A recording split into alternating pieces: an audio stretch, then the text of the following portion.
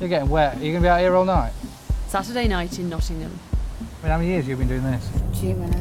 16, on and off. And with the city's Prostitution Task Force, led by Sergeant Neil Radford, he has strong opinions about how the law in the UK needs to change. This is probably our most popular corner these days. Right opposite the park. So the current debate is because Sweden, Norway, Northern Ireland soon have all made buying sex illegal. Is that right? For me, the debate is really about how do we protect women who are currently involved in prostitution and how do we assist them to exit that kind of lifestyle. And for me, the best way to do that is to not criminalise the women who are being forced to provide the sexual services, but to clamp down on the men who are providing the demand for it. Surely by criminalising prostitution further, you are just massively increasing the stigma around an already massively stigmatised industry. It always strikes me that if people think that we should be legalising prostitution, that it's acceptable. Well, if it's acceptable, why don't they go home and tell their wives and girlfriends that that's what they're doing? Neil patrols the streets most nights. He's got to know the prostitutes well. So how many years have you been doing this now? And I've known you 10 years. Since you were 19 and you're now 53. As it stands, the law around this kind of prostitution is complex.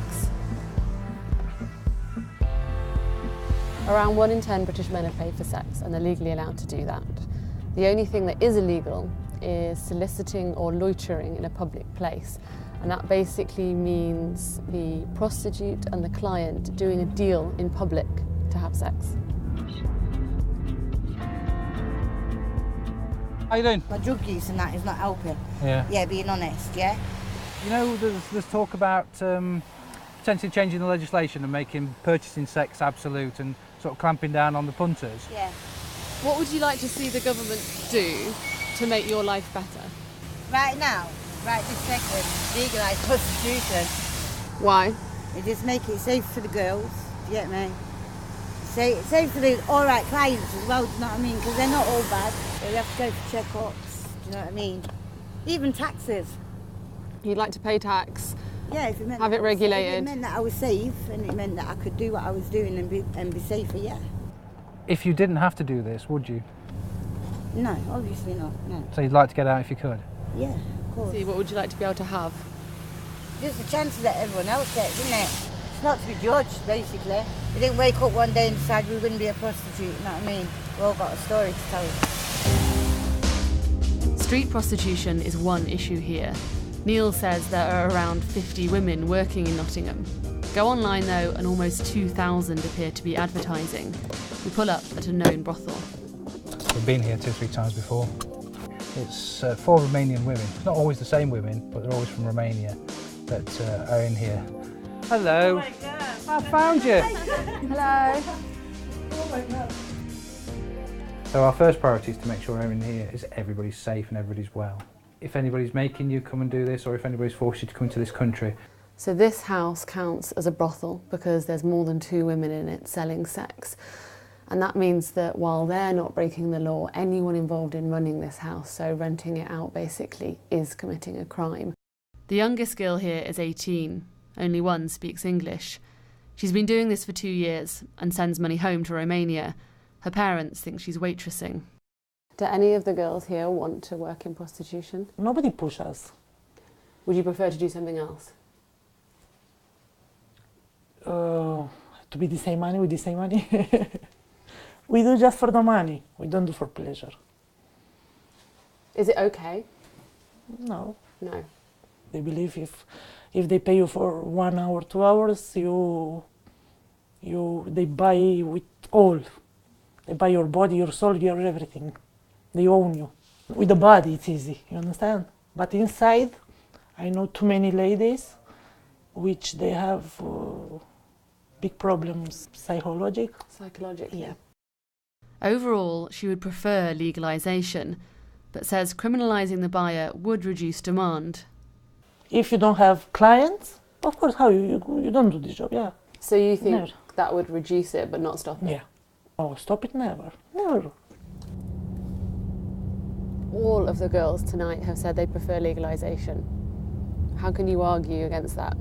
Problem is that while prostitution is here and while they're engaging in it, they're trapped in it. Most of them have done this since they were in their mid-teens, and they really don't know any other form of life. That's not true with the girl we just met.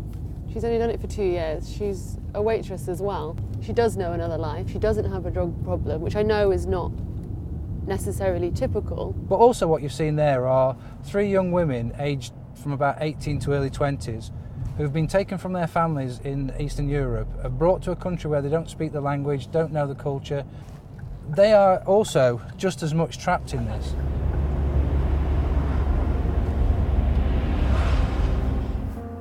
Neil is determined that we need to cut out the buyer. Ben is that buyer. Hi. Hi. Hi Ben, nice to meet you. Nice to meet you. He's a 30-year-old single man who works in PR in London. He's paid for sex since he was 22, and Ben is not his real name. So how often do you do this? Usually I'll go and meet an escort about once every 2 to 4 weeks. In London it's usually about £100 an hour. So why is it that you pay for sex? For a lot of the time I struggle with women, and paying for sex for me is a way of experiencing the kind of sex that I probably wouldn't without paying for it, frankly. Ben sleeps with prostitutes or escorts he finds online. He meets them at their homes or hotels. So how many prostitutes have you slept with? Between 30 and 40, although I haven't kept an exact count. They tend to be single mothers or students, mostly because hours that sex work offers are quite flexible. If buying sex was made illegal, would it stop you? It would stop me from buying sex in this country. To me, it's not worth the risk of being arrested for a crime that would have such a stigma attached to it. An anti-prostitution advocate would probably see that as a good thing. They would see it as working. What they don't take into account is that the fewer clients there are, the less choice there is for people who work in the sex industry.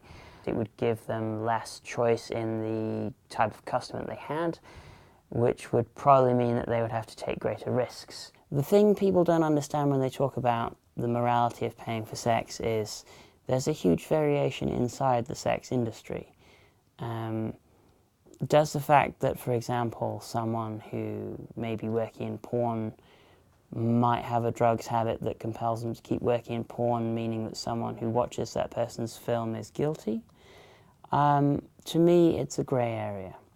For a lot of customers, it's not so much the orgasm that they're chasing, it's the intimacy of just being able to lie with someone in a bed for 1 or 2 hours that's absent from their regular life. If I had never paid for sex, I would have had a very lonely life.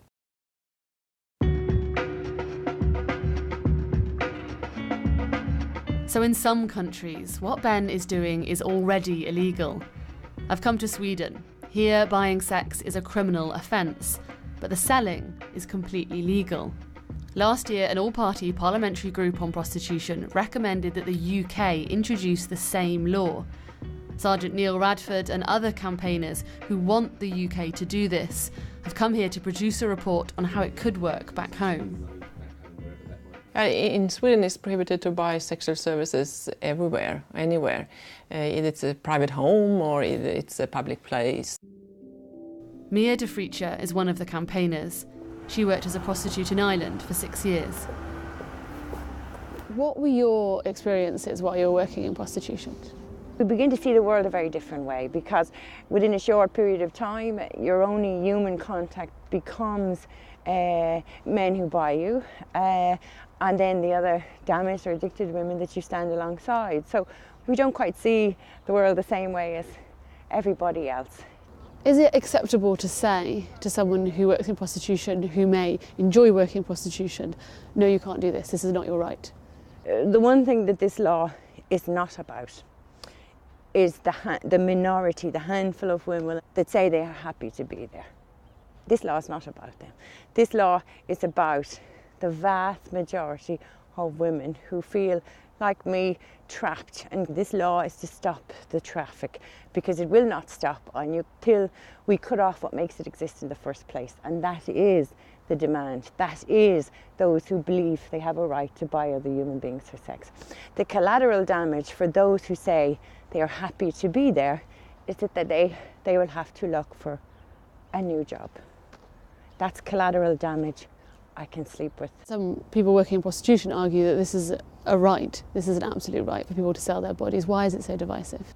Yeah, I don't believe doing what you want with your own body is an absolute right.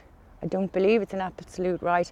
Not if in doing what you do with your body, if in doing so feeds into an industry which at its worst leads to the rape and sodomization of young women and girls, then no, it's a much more limited right.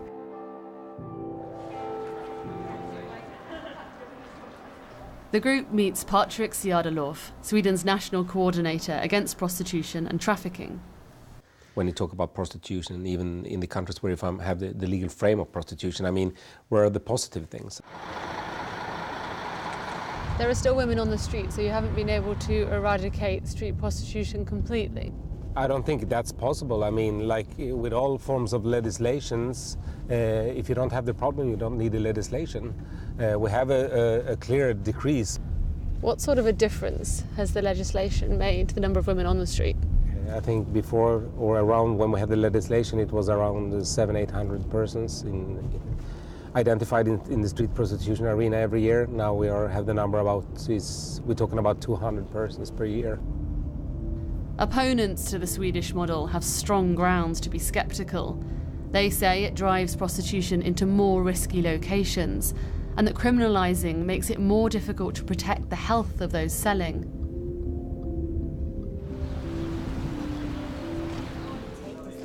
I catch up with Neil and Mia after their final meeting in Sweden. What have you seen here that you want back in the UK? The big frustration for me is that purchasing sex off street is not an offence unless there's exploitation or coercion of the woman involved, so that the sex buyer off street situations walks away scot-free every time. That is a key thing for me, and in Sweden that doesn't happen. The date, the 10th of October 2010, is the last night I was bought, and I turned it into something positive because it's the last night. And since then, what has changed in my life predominantly is that I'm not for sale. And being in Sweden, I've just realised it's actually only one of 3 countries where I don't need that tattoo. In every other country in the world, I am for sale. I've just realised I don't need this tattoo in this country, and that's powerful to me.